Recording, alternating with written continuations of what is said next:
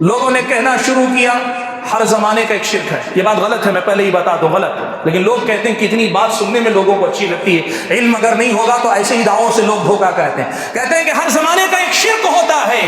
اور اس زمانے کا شرک کہا بادشاہوں والا شرک، اس کو کہتے ہیں شرک القصور، محلوں کا شرک، حکمرانوں کا شرک آج کے زمانے کا سب سے بڑا شرک ہے. کہتے ہیں ہر زمانے میں شرک القبور، قبروں کا شرک پرانا ہے. نئے زمانے کا شرک شرک القصور ہے، محلوں میں بیٹھے ہوئے حکمرانوں کا شرک سب سے بڑا شرک ہے آج کے دور میں. اور اس کا نتیجہ کیا ہوا معلوم ہے؟ نتیجہ یہ ہوا آج کے دور میں ان کے مطابق ان حکمرانوں کو، چاہے وہ مسلم ہوں کہ غیر مسلم ہوں، ان حکمرانوں کو ہٹانا گرانا یہی کلمہ اعلاء کلمت اللہ کے لیے ہے، اور اسی کو جہاد کہتے ہیں ان کے مطابق.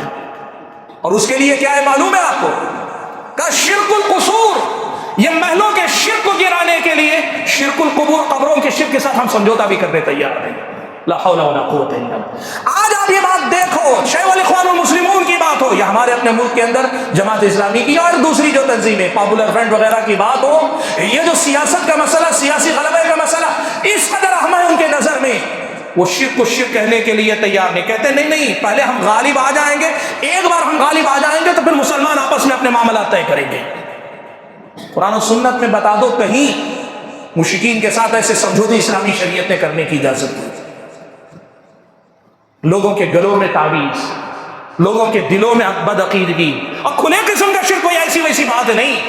لیکن کہتے نہیں اس زمانے میں شرک کے موضوع پہ بات کرنا یہ امت کے مسئلے کو یا امت کے جو پرابلمز ہیں، جو چیلنجز ہیں، چیلنجز کو نہ سمجھنے والی بات ہے. چیلنج کیا ہے؟ چیلنج یہ ہے کہ اسلام کے غلبے کے لیے کام کرنا چاہیے. بھائیو، اسلام کا غلبہ سب کو عزیز ہے، لیکن وہ غلبہ جس میں پہلے توحید غالب ہو. ہم نہیں، اللہ کی توحید پہلے غالب ہونی چاہیے. ہم نہیں اللہ کے بندو، ہماری حیثیت کیا؟ آج ہیں کل چلے جائیں گے.